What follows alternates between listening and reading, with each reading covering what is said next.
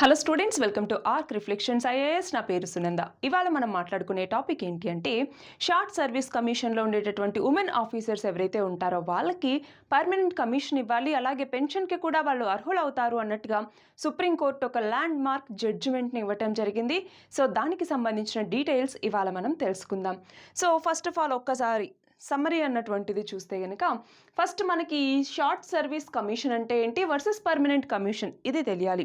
So short service commission అన్నటువంటిది ఏంటి అంటే ఇందులో మనకి ఎవరైతే ఆఫీసర్స్ని రిక్రూట్ చేసుకుంటారో వాళ్ళు పర్మనెంట్గా కాకుండా 10 to 14 ఇయర్స్ మాత్రమే వాళ్ళకి సర్వీస్ పీరియడ్ అన్నటువంటిది ఉంటుందన్నమాట. సో వీళ్ళకి పెన్షన్ బెనిఫిట్స్ కానీ పోస్ట్ రిటైర్మెంట్ బెనిఫిట్స్ కానీ ఇవేమీ ఉండవు. బట్ పర్మనెంట్ కమిషన్ అన్నటువంటిది అలా కాదు.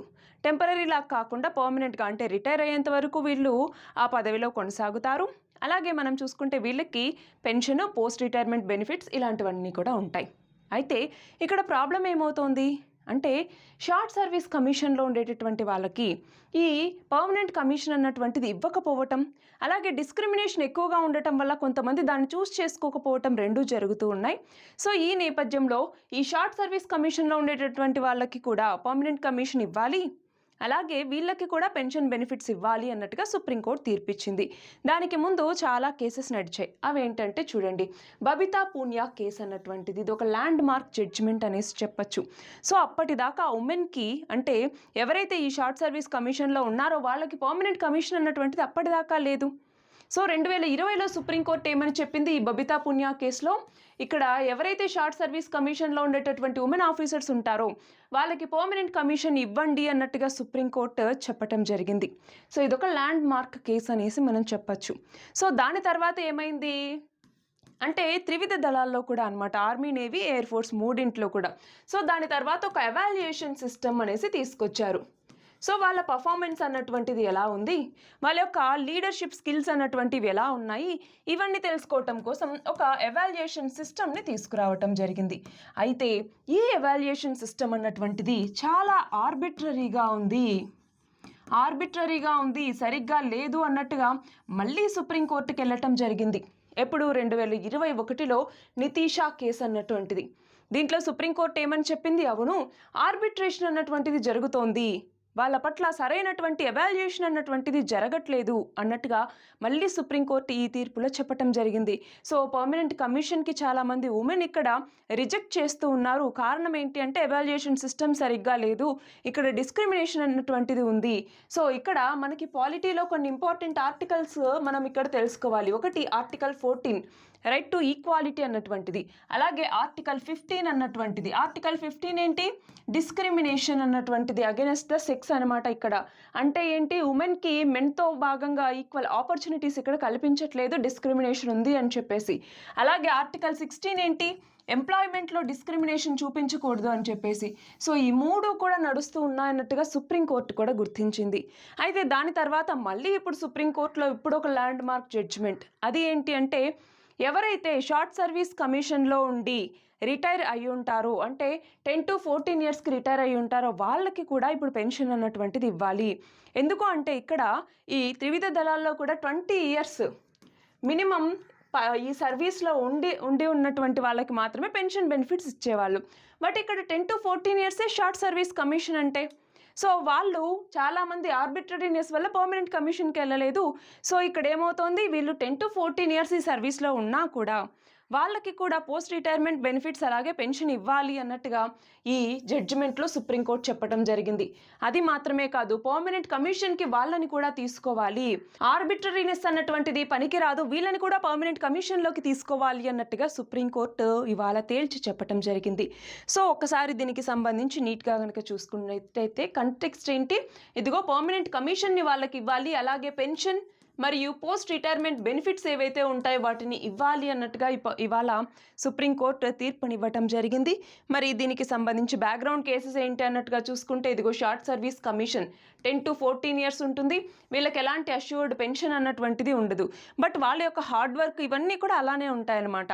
కానీ ఉమెన్ వాళ్ళ యొక్క బాధ్యతలు ఎక్కువ, ఫ్యామిలీని చూసుకోవాలి, వాళ్ళు సరిగ్గా ఫోకస్ చేయలేరు అన్నట్టుగా ఇలాంటి వివిధ రీజన్స్ అన్నటువంటివి చూపించి వాళ్ళకి పర్మనెంట్ కమిషన్ ఇవ్వటం అన్నటువంటిది అంటే ఇవ్వకుండా ఉండటం అన్నటువంటిది కరెక్ట్ కాదు అనేసి కూడా సుప్రీంకోర్టు చెప్పింది. సో పర్మనెంట్ కమిషన్ చూడండి, సర్వీస్ టిల్ రిటైర్మెంట్, వాళ్ళకి పెన్షన్, కెరీర్ ప్రోగ్రెషన్ అన్నటువంటిది ఉంటుంది, రిటైర్మెంట్ బెనిఫిట్స్ అన్నటువంటివి కూడా వీళ్ళకు ఉంటాయన్నమాట.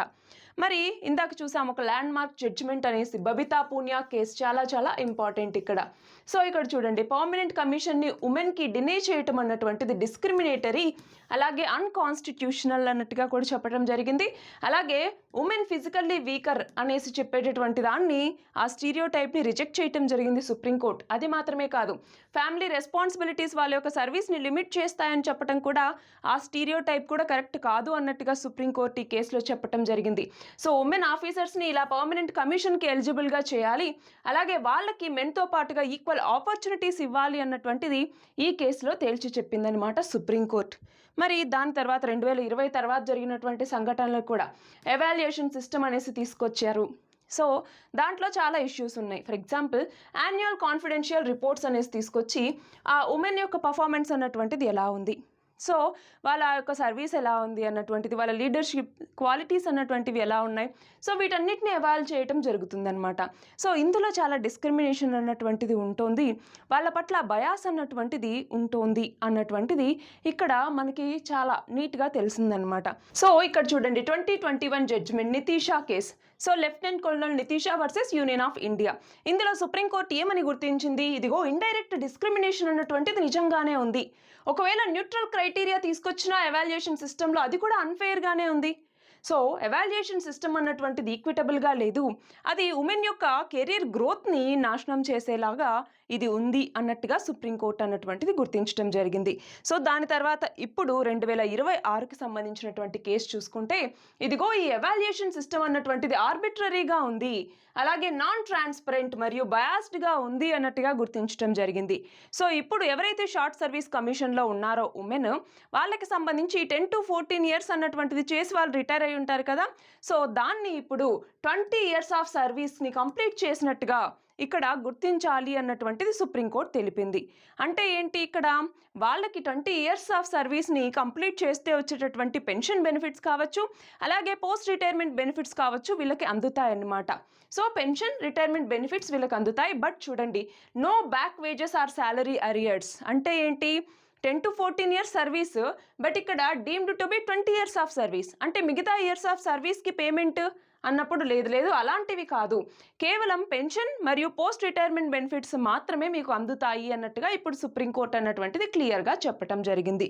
సో ఒక్కసారి ఇక్కడ గమనించండి, ఇక్కడ ఏ కాన్స్టిట్యూషనల్ పవర్ని సుప్రీంకోర్టు యూజ్ చేసింది ఈ యొక్క తీర్పు ఇవ్వటానికి అంటే కంప్లీట్ జస్టిస్, అంటే సంపూర్ణ న్యాయం అందించడానికి మనకి మన భారత రాజ్యాంగంలో ఆర్టికల్ 142 అంటే 142వ అధికరణ సుప్రీంకోర్టుకి పూర్తి అధికారాన్ని ఇవ్వటం జరిగింది.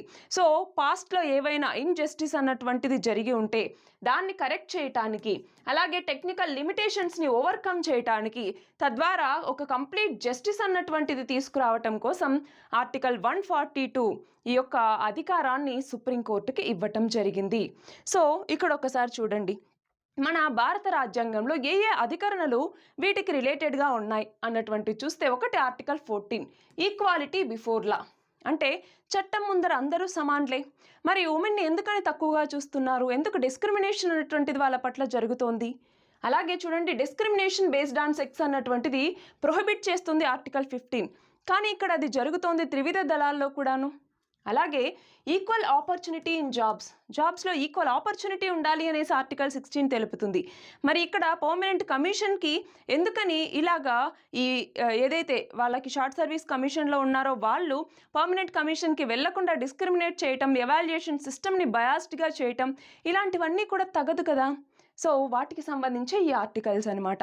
సో ఇక్కడ గమనించాలి, మనకి ఈక్వల్ లాస్ ఉంటే సరిపోదు, ఫెయిర్ అవుట్కమ్స్ వచ్చేలాగా ఆ ప్రాక్టీస్ అన్నటువంటిది కూడా తప్పనిసరిగా ఉండాలి. అప్పుడే జెండర్ ఈక్వాలిటీ అన్నటువంటిది సాధ్యమవుతుంది. అలాగే మనం ఏదైతే 2030వ సంవత్సరం నాటికి సాధించాలనుకున్నటువంటి సుస్థిరాభివృద్ధి లక్ష్యాలు ఉన్నాయో వాటిని కూడా మనం రీచ్ అవ్వగలము. సో మీరు కమెంట్ సెక్షన్లో చెప్పండి, జెండర్ ఈక్వాలిటీ లేదంటే లింగ సమానత్వము అని కూడా పిలుస్తూ ఉంటాం. ఈ జెండర్ ఈక్వాలిటీని ఎన్షూర్ చేసేటటువంటి సస్టైనబుల్ డెవలప్మెంట్ గోల్ ఎన్నవది అన్నటువంటిది మీరు కమెంట్ సెక్షన్లో ఆన్సర్ చేయండి. సో ఇది ఇవాల్టి మన article. All the very best and thank you very much.